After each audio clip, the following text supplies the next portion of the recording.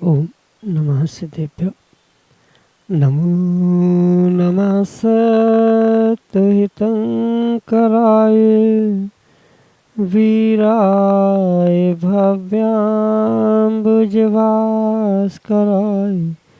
अनन्तलोकाय सुरार्चिताय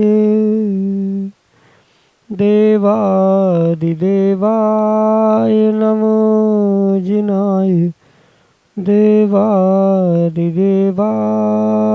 नमो जिनाय। पंच परमेष्टि भगवान की परम पूज्य आचार्य भगवंत गुरुवर विशुद्ध सागर जी मुनि महाराज की, परम पूज्य मुनि श्री सुप्रभ सागर जी महाराज की जय। समीचीन विकल्पों का सम्यक समाधान।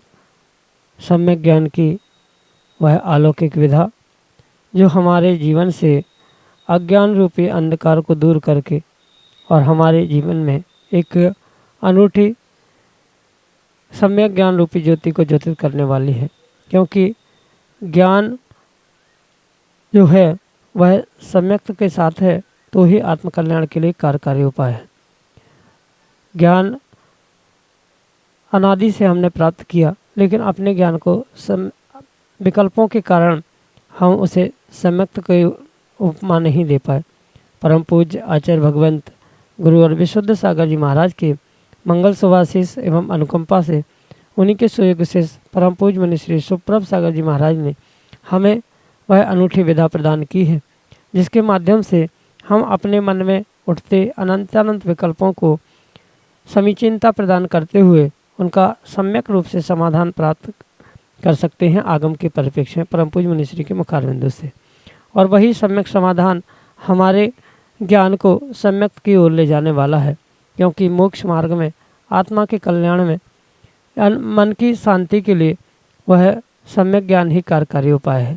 ऐसे आत्मकल्याण की अनूठी विधा आप भी जुड़ने का प्रयास करें और परम पूज्य मुनि श्री से उसका आगम के परिप्रेक्ष्य में अपने मन के विकल्प का सम्यक समाधान प्राप्त करें। प्रारंभ करते हैं आज का सम्यक समाधान। और आज के पहले विकल्प के लिए उज्जैन मध्य प्रदेश से पंडित जिनेन्द्र कुमार जैन महाराज श्री के श्री चरणों में बारंबार नमोस्तु निवेदित करते हुए अपना समीचीन प्रश्न रख रहे हैं कि महाराज जी 30-24 की जयमाल में 30-24 की पूजन की जयमाल में ये पंक्ति आई है कि जब पंचम काल करे प्रवेश मुनि धर्म तन रहो नलेश बिरले कोई दक्षिण देश माही जिन धर्मी जन बहुते जुनाही। इस पंक्ति का अभिप्राय क्या है? हमारे समीचीन विकल्प का सम्यक समाधान करने की अनुकंपा करें। नमोस्तु महाराज जी, नमोस्तु। ओम नमः सिद्धम। परम पूज्य आचार्य भगवान गुरुवर विशुद्ध सागर जी महाराज की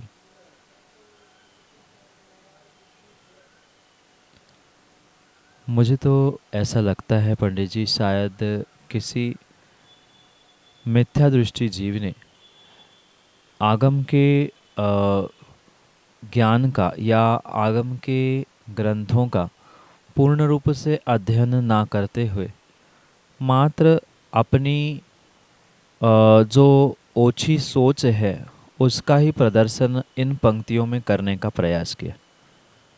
क्योंकि आगम ग्रंथों को अगर खोल के देखा जाए और भगवान कुंद स्वामी जैसे महान आचार्य भगवंतों के उन पाहुड़ ग्रंथों में भी अगर हम पंक्तियों को दोहराए तो वहाँ कुंद भगवान स्पष्ट कहते हैं भर है दुस्समियाले। इस प्रकार से गाथा श्लोक देते हुए वे समझाना चाहते हैं कि इस पंचम काल में और मात्र पंचम काल में नहीं अपितु भरत क्षेत्र में भी पंचम काल में जब तक यहाँ सेकी सिकाई रोटी श्रावकों को जीवों को प्राप्त हो रही है, तब तक भावलिंगी मुनिराजों का अस्तित्व इस धरा पर होगा ही होगा। इसमें किसी भी प्रकार से विकल्प करने की आवश्यकता नहीं, क्योंकि वर्तमान में ऐसे बहुत सारे सम्मूर्छन पंडित ज्ञानी बन रहे हैं जिनको आगम का बोध नहीं है, वास्तविकता पता नहीं है, पर किसी एकांत पक्ष से उन्होंने अध्ययन प्राप्त कर लिया और वही जो उन्होंने पढ़ा है वही लिखते हुए प्रस्तुत करने का प्रयास किया है कि पंचम काल में प्रवेश होते ही मुनि धर्म लेश मात्र नहीं रहता।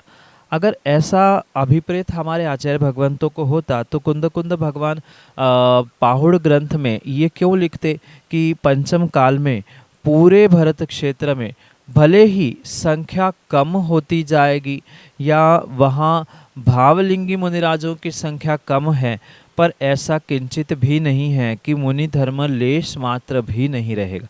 अगर मुनि धर्म ही नहीं रहेगा पंचम काल में, तो मुनि धर्म का जो पूरक श्रावक धर्म है, वह श्रावक धर्म किस हैसियत से रहेगा, ये भी सोचने और समझने की बात है। क्योंकि जब तक मुनि धर्म है तब तक ही श्रावकों के 6 आवश्यक और श्रावकों के धर्मों का व्याख्यान होना, धर्मों की प्राप्ति होना संभव है। मुनि धर्म के अभाव में श्रावक धर्म भी श्रावक पालन नहीं कर सकता। इसलिए अगर मुनि ही नहीं है, मुनि धर्म ही नहीं है, तो किसी प्रकार से श्रावक भी अपने श्रावकों के आवश्यकों का पालन करते हुए श्रावक धर्म की पूर्णता नहीं कर पाएगा। इसलिए इन विकल्पों को या इन पंक्तियों को, मैं तो कहता हूँ ऐसी पूजाओं को अपने जिनवाणी से, अपने पूजन पाठ से पूर्ण रूप से हटाते हुए ऐसे अज्ञानी जीवों को व्यक्तिगत रूप से मिलकर उनको ये समझाने का प्रयास करना होगा। पर ये भी सत्य है वो समझने से नहीं रहेंगे। पर फिर भी ऐसा कार्य, ऐसी पूजा, ऐसी पुस्तकें किसी प्रकार से मंदिरों में विराजमान होना उचित नहीं है। ये भले ही उन्होंने कहा है विरले कोई दक्षिण देश माही जिन धर्मी है, तो जिन धर्मी नहीं, वहाँ तो जिन धर्मी अगर आप श्रावक को अभिप्रेत कर रहे हैं तो जहाँ श्रावक होंगे वहाँ कहीं ना कहीं हाँ दूरियाँ हो सकती है। ये हो सकता है वहाँ संख्या कम हो सकती है, जैसे बीच काल में, पूर्व काल में संख्या मुनिराजों की कम हुई थी। आचार्य आदि सागर, आचार्य महावीर कीर्ति जैसे मुनि भगवान जंगलों में निवास करते थे, ये तो संभव हो सकता है। पर लेश मात्र मुनि धर्म नहीं है, दक्षिण में कहीं धर्म रहेगा, ये भी परम सत्य है। 16 जो स्वप्न देखी गए उसमें ये कहा है कि पंचम काल के अंत तक मात्र दक्षिण में ही धर्म रहेगा। पर दक्षिण में धर्म रहेगा इसका मतलब ये नहीं है कि वह श्रावक मात्र धर्म रहेगा। धर्म दोनों प्रकार का है, तो दोनों प्रकार का धर्म वहाँ पर उपलब्ध रहेगा ही रहेगा। इसलिए जो ये व्याख्यान प्राप्त होता है कि पंचम काल के अंतिम समय में वीरांगत नाम के मुनिराज होंगे और श्रावक, आरिका आदि चतुर्विध संघ रहेगा, तो फिर ये व्याख्यान और इन पंक्तियों में हम किस प्रकार से तालमेल बनाएं? हमारे लिए तो पूर्वाचार्यों के ग्रंथ, उनका व्याख्यान ही प्रमाणित है। वर्तमान में के किसी विद्वानों के द्वारा जो ऐसा देवशास्त्र गुरु से श्रद्धान हटाने का जो पुरुषार्थ किया जा रहा है, ये पंक्तियाँ हमारे लिए किसी प्रकार से प्रमाणित नहीं होनी चाहिए, ना आज होनी चाहिए, ना आने वाले समय में होनी चाहिए। विरले जो जिन धर्मी दक्षिण में, दक्षिण का ही मतलब मात्र दक्षिण भारत में नहीं है, दक्षिण देश में नहीं है, अपितु दक्षिण जो स्वप्न का फल देखा गया था कि मध्य में सरोवर खाली है और किनारे किनारे पे पानी बचा है, तो इसका अर्थ तीर्थंकर भगवान ने अपने वाणी में स्पष्ट किया था कि दक्षिण में रहेगा। दक्षिण का अर्थ मात्र दक्षिण भारत से नहीं है, वहाँ दक्षिण का अर्थ अंत अंत तक स्वीकार करना होगा। अंत अंत में भी ये मुनि धर्म रहेगा। हाँ, दक्षिण का अर्थ हम दक्षिण दिशा भी ग्रहण कर सकते हैं, पर मात्र दक्षिण दिशा में ही रहेगा। उत्तर भारत में धर्म ही नहीं रहेगा, वहाँ श्रावक रहेंगे, मुनिराज नष्ट हो जाएंगे, पंचम काल में प्रवेश करते ही मुनिराज नहीं रहेंगे।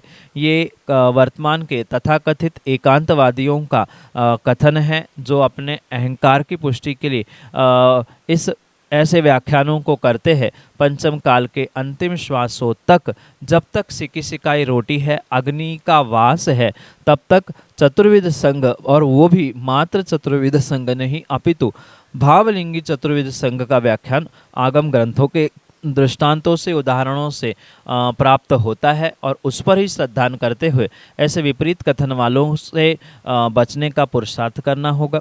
यही आपके लिए सम्यक समाधान। श्रीमती उषा जैन, चौक, भोपाल, मध्य प्रदेश से महाराज जी के चरणों में बारंबार नमोस्तु निवेदित करते हुए अपना समीचीन प्रश्न रख रहे हैं कि महाराज जी, बाल एवं नाखून बनाने का सूतक कितने समय का लगता है? और प्रायः ये देखा जाता है कि लोग पूजन करने के पहले, स्नान के पहले बाल बनवाते हैं या नाखून निकाल करके भगवान का अभिषेक पूजन करते हैं। तो ये कहाँ तक उचित है? हमारे समीचीन विकल्प का सम्यक समाधान करने की अनुकंपा करें। नमोस्तु महाराज जी, नमोस्तु। माँ, बहुत सारे जीवों को तो ये बोध ही नहीं है कि बाल, नाखून, दाढ़ी आदि आदि बनाने का हमारे आगम ग्रंथों में सूतक भी कहा है।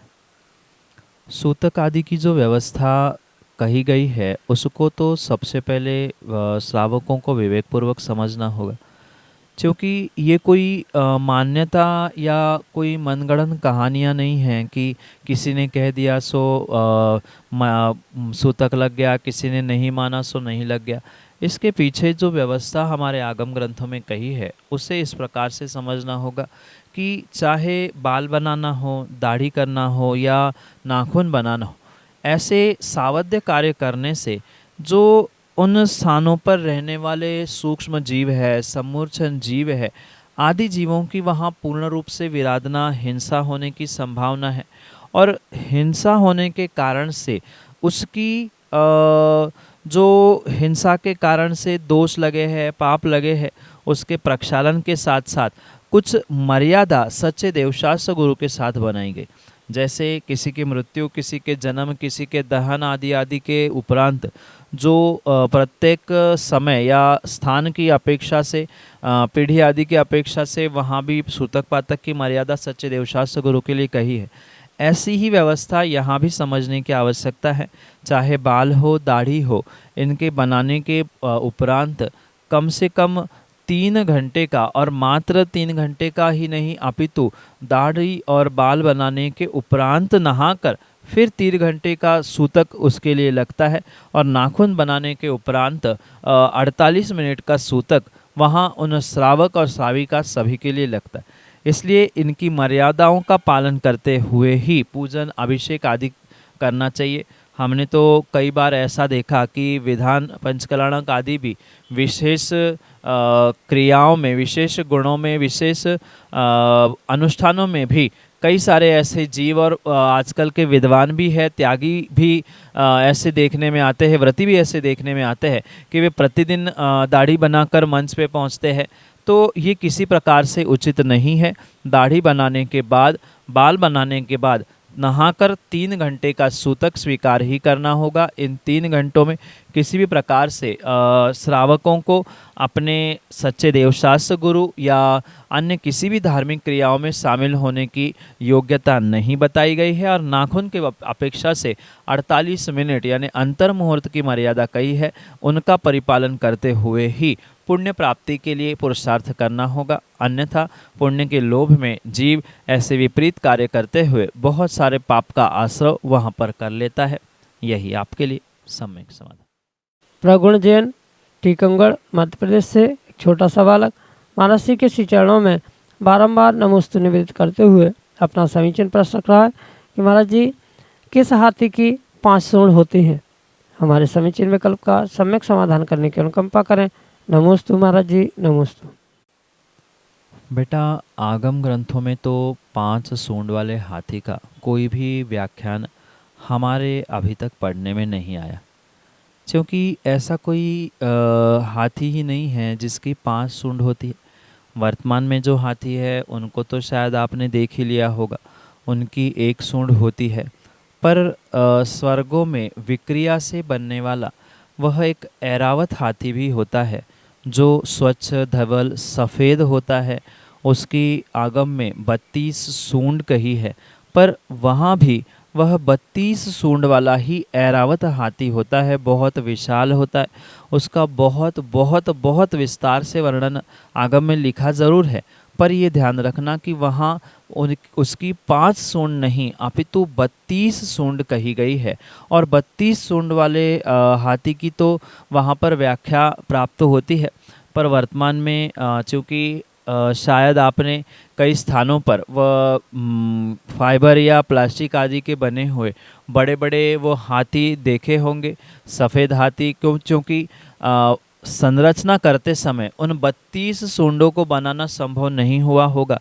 इसलिए किन्हीं स्थानों पर मतलब रथ के आगे चलने के लिए या एक शुभ लक्षण के रूप में उस हाथी को जो बहुत सारे जलूस आदि होते हैं उनमें ले जाया जाता है, पर ये एक सांकेतिक प्रकार से बनाया गया हाथी है, वह एक प्रतीकात्मक बनाया गया हाथी है, क्योंकि 32 सूंड बनाने के लिए हाथी का आकार भी उतना बड़ा बनाना पड़ेगा, इसलिए वो हाथी उतना बड़ा नहीं बना सकते हैं। इसलिए प्रतीकात्मक रूप से जो एक प्लास्टिक फाइबर के बहुत सारे स्थानों पे बने हुए हाथी है उनमें 5 कहीं 7 आदि सूंड बनाए दिखाई जाती है, पर 5-7 आदि सूंड वाला हाथी किसी भी स्थान पर नहीं होता। विक्रिया से बनने वाले जो ऐरावत हाथी है उसकी भी 32 सूंड होती है, ऐसा व्याख्यान आगम में प्राप्त होता है। भगवान के जन्म कल्याणक के समय पर वह सौधर्म और कुबेर के माध्यम से इस हाथी की रचना की जाती है और उसका बहुत अच्छा वर्णन जन्माभिषेक के वर्णन के साथ साथ आगम ग्रंथों में प्राप्त होता है। वहाँ से आप और विस्तार से समझ सकते हैं। पर बेटा 5 सूंड जो आपने कहीं बनी हुई देखी है वह मात्र प्रतीकात्मक के रूप में है, वास्तविकता नहीं। यही आपके लिए सम्यक समाधान। आकांक्षा जैन, बुखारिया, ऋषिनगर, उज्जैन, मध्य प्रदेश से महाराज श्री के चरणों में बारंबार नमोस्तु निवेदित करते हुए अपना समीचीन प्रश्न रख रहे हैं कि गुरुदेव, अष्टमंगल बनी हुई बंधनवार घर में बांध सकते हैं या नहीं? हमारे समीचीन विकल्प का सम्यक समाधान करने की अनुकंपा करें। नमोस्तु महाराज जी, नमोस्तु। कायदे से तो प्रत्येक जैन श्रावक के द्वार में बंधन बार होना ही होना चाहिए। पुराण ग्रंथों में आचार्य भगवंतों ने ये स्पष्ट कहा है कि श्रावक के गृह में प्रवेश कर रहे हैं, ये सामान्य व्यक्तियों को भी उस बंधन बार से ही बोध होना चाहिए कि ये इस परिवार में, इस मकान में, इस घर में कोई न कोई जैन श्रावक, जैन परिवार निवास करता है। इस कारण से ये जो बंधन बार है वह एक मांगलिक के रूप में भी स्वीकार किया जाता है और साथ में उसका जो बहुत अच्छा व्याख्यान प्राप्त होता है कि आचार्य ने तक ये लिखा है कि द्वार पर 24 पत्तों वाला बंधन बार होना चाहिए। प्रत्येक पत्तों पर एक एक तीर्थंकर के चिन्ह के रूप में, क्योंकि 24 तीर्थंकर है और 24 पत्तों वाला वह बंधन बार हमेशा दरवाजे से आते जाते हुए स्मरण कराए कि हम जैनी हैं, हमारे तीर्थंकर 24 है और वह नाम ही उसका है कि बंधन बार, बार बार बार बार बार बार आते जाते उसे स्पर्श करते हुए भगवानों को, तीर्थंकरों को हमारा बंधन होता रहे, इसी अभिप्राय से वह बंधन बार ये शब्द भी वहाँ प्राप्त होता है। बार बार जहाँ बंधन हो तीर्थंकरों को, जैन धर्म को, हमारे इष्ट को, इस अभिप्राय से ही ये बंधन बार की व्यवस्था आगम ग्रंथों में कही है। मात्र मंदिरों के ही द्वार पे नहीं और किन्हीं त्योहारों के दिनों में ही बंधन बार की व्यवस्था नहीं है, मांगलिक कार्यों के दिनों में ही नहीं, अपितु समय समय पर उनको बदलते हुए नए नए बंधन बार बांधने की आवश्यकता श्रावकों को अपने द्वार पर बहुत आवश्यकता से परिपालन करने की है। साथ में अगर उन बंधन द्वारों पे अष्टमंगल द्रव्य आदि बने हैं तो उसे भी घर में लगाने में कोई दिक्कत नहीं है, क्योंकि अष्ट प्रातिहार्य तीर्थंकरों के वहाँ पर समोशरण में उनके प्रतीकात्मक रूप में होते हैं कि ठीक है ये अष्ट प्रातिहार्य तीर्थंकरों के सानिध्य में प्राप्त होते हैं या यहाँ उपलब्ध, पर मंगल द्रव्य तो अन्यत्र भी रखने में या उसे एक प्रतीकात्मक रूप में बंधन द्वार में विराजमान करने में कोई दोष नहीं है। उत्कृष्ट बात तो मंदिर में लगना चाहिए अष्ट प्रातिहार अष्ट मंगल द्रव्य वाला बंधन बार, और घरों में 24 पत्तों वाला तीर्थंकर के चिन्हों से अंकित, और तीर्थंकर के चिन्ह अंकित भी नहीं है तो कम से कम 24 पत्तों वाला जो आगम में वर्णित है उस प्रकार से लगाने की आवश्यकता है।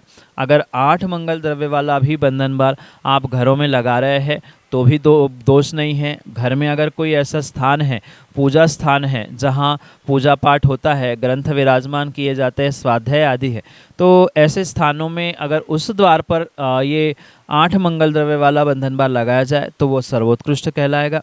यही आपके लिए सम्यक समाधान। लकी जैन गुना मध्य प्रदेश से महाराज जी के चरणों में बारंबार नमोस्तु निवेदित करते हुए अपना प्रश्न कर रहे हैं कि महाराज जी, जिन मंत्र के द्वारा प्रतिष्ठाचार पंच कल्याणक में शामिल होने के लिए देवी देवता बुलाते हैं, वह देवी देवता को बुलाने के देवों के मंत्र आदि पढ़ते हैं, क्या उन पंच कल्याणक के मंत्रों को का उपयोग करके हम श्रावक लोग किसी बीमारी में या दुर्घटना में या घर में कोई आपत्ति आने पर देवों को बुला सकते हैं? क्या नमोकार मंत्र या नमोकार मंत्र ही सर्वोपरि है? हमारे समीचीन विकल्प का सम्यक समाधान करने की अनुकंपा करें। नमोस्तु महाराज जी, नमोस्तु। जैसे कि लकी भाई मैंने पहले भी कहा है कि देवी देवताओं को बुलाना कोई हंसी मजाक या कोई खेल तमाशा नहीं है कि जब चाहे किसी कारण से उनको बुलाया जाए। ये पुनः पुनः ध्यान रखना कि देवी देवताओं में इतनी इतनी इतनी प्रचंड शक्ति होती है, अगर वे चाहे, अगर किन्हीं कारणों से वे रूठ जाए, किन्हीं कारणों से उनकी इच्छाओं की पूर्ति या उनकी व्यवहारिकता फॉर्मेलिटी आप पूर्ण नहीं कर पाए, तो ऐसे समय में वे आपके साथ बहुत सारी विपरीतताओं को भी प्राप्त कर सकते हैं। क्योंकि ऐसा कहा जाता है कि एक छोटे से छोटे देव में भी श्रावकों के और मनुष्यों के 100,000 गुना शक्ति एक छोटे से देव में होती। सौधर्म की तो शक्ति कही नहीं जा सकती, उसकी शक्ति आगम में कही है कि वो चाहे तो पूरे जम्बूद्वीप को एक क्षण में पलट के रख सकता है, पलटता नहीं है, पर शक्ति की अपेक्षा से कहा जाता। इसलिए ये ध्यान रखें कि छोटी मोटी बातों को लेकर, चाहे बीमारी हो, कष्ट के दिन हो, उन देवी देवताओं को प्रसन्न करने के चक्कर में या उनको खुश करने के चक्कर में अगर कुछ विपरीतता को प्राप्त हो गए, कुछ मंत्र छूट गया, कुछ मंत्र अधिक हो गया, क्योंकि एक एक अक्षर के अपने अपने देवी देवता जो अधिष्ठित होते हैं वे उनसे ही प्रसन्न होते हैं। और माना कि उनको सिद्ध करते समय या उनको बुलाते समय, उन्हें आह्वानित करते समय कुछ त्रुटि, कुछ भूल आपसे हो गई, तो उस कारण से उसका जो दुष्परिणाम है वो कई महीनों और कई सालों तक आपको भोगने को मिलेगा। हमने अपने आँखों से देखा है कि ऐसे किसी देवी देवताओं को प्रसन्न करने के लिए, उनको खुश करने के लिए या उनको आमंत्रित करने के लिए बहुत सारे श्रावकों ने सिद्धि प्राप्त कर ली और कुछ ही दिनों में उनका परिवार, उनका कुल पूर्ण रूप से नष्ट हो गया। क्योंकि जब तक वे अच्छे हैं तब तक अच्छे हैं, और माना कि आपका पाप का उदय आ गया या तीव्र पाप के उदय से वो ही उन जिनको आपने आमंत्रित किया था वो ही रूठ गए, तो स्वयं का ही नहीं अपितु परिवार का, आगे पीछे का भी क्या होगा, ये सारा विवेक रखने की आवश्यकता है। क्योंकि प्रतिष्ठाचार जब भी उन देवी देवताओं को आह्वान करते हैं मात्र मंत्रों से ही नहीं अपितु उनको कहीं न कहीं गुरु से, जो तंत्र मंत्र यंत्र आदि आदि जो विधाएं आगम ग्रंथों में लिखी है, पूर्ण रूप से उनका ज्ञान उनको होने के कारण से ही, और जिनको ज्ञान है वो ही विधि पूर्वक बुलाकर उनको विधि पूर्वक विसर्जित करते हुए यथास्थान पहुंचा सकते हैं। कई सारे विद्वान और कई सारे पंडित भी अज्ञानता के कारण से या ओछे ज्ञान के कारण से बुला तो लेते हैं, पुनः विसर्जित नहीं कर पाते या बहुत सारी विडंबना को प्राप्त होते हुए हमने अपने आँखों से देखा है। इसलिए मैं पुनः आपसे यही कहना चाहता हूँ कि आप इन देवी देवताओं के चक्कर में या उनको बुलाने के चक्कर में ना पड़े। और सीधी सी बात है, पंच नमोकार मंत्र ही सर्वश्रेष्ठ मंत्र है। सभी बीमारी, सभी कष्ट, सभी दुख, एक नमोकार महामंत्र जो सभी मंत्रों का राजा है, उसकी आराधना से ही हो सकता है। भक्तामर है, अन्य भी बहुत सारे विषय है जिनको प्राप्त करते हुए आप अपने जीवन को सुख समृद्धि से, साता से परिपूर्ण कर सकते हैं। इसलिए पुनः मैं यही कहना चाहता हूँ कि इन देवी देवताओं को आह्वानित करते हुए, उनको बुलाते हुए अपने दुखों को, अपने कष्टों को, अपनी बीमारियों को दूर करने की जगह आप देवाधिदेव अरिहंत जिनके चरणों में स्वयं वे देव देवी देवताएं लौटती है, नमस्कार करती है, ऐसे देवाधिदेव को ही हमने अगर प्राप्त कर लिया, उनको ही हमने अपने हृदय में स्थान कर लिया है, स्थानांत को प्राप्त कर लिया है, तो विश्वास मानना अपने आप पुण्य के नियोग से वह देवी देवता भी आपके लिए सहयोग के लिए पहुँचने की पूर्ण संभावना हो सकती है। इसलिए अरिहंत देव, शास्त्र और गुरु जो हमारे रत्नत्रय रूप स्वीकार किए गए हैं, उनकी ही सिद्धि से जीवन में सुख शांति हो सकती है, क्योंकि उनकी पूजन पाठ आराधना, उनके मंत्र आदि आदि पढ़ने से ही पुण्य में वृद्धि होगी, और जितनी पुण्य में वृद्धि होगी सहजता से ही वे देवी देवता बिना बुलाए ही आ जाते हैं। जैसे आपने किसी विशेष अतिथि के रूप में प्राइम मिनिस्टर को बुला लिया, मुख्यमंत्री आदि को बुला लिया, तो स्वाभाविक सी बात है उसके जो रक्षक बॉडीगार्ड आदि होते हैं वे स्वयं उसके साथ चले आएंगे। बिल्कुल ऐसा ही है, नमोकार की आराधना करते हुए आपने अगर पंच परमेश जी को अपने हृदय में स्थापित कर लिया है, उनके प्रति असीम श्रद्धा और समर्पण से पूजा पाठ, भक्ति, पुरुषार्थ आदि कार्य आप कर रहे हैं, तो विश्वास मानना वे बिना बुलाए, बिना मंत्रों के ही वे उन जिन शासन के रक्षक देवी देवता आपके सहयोग के लिए सहजता से ही उपलब्ध हो सकते हैं। इसलिए स्वयं के पुण्य में वृद्धि करें, क्योंकि उससे ही कार्य की सिद्धि होना संभव है।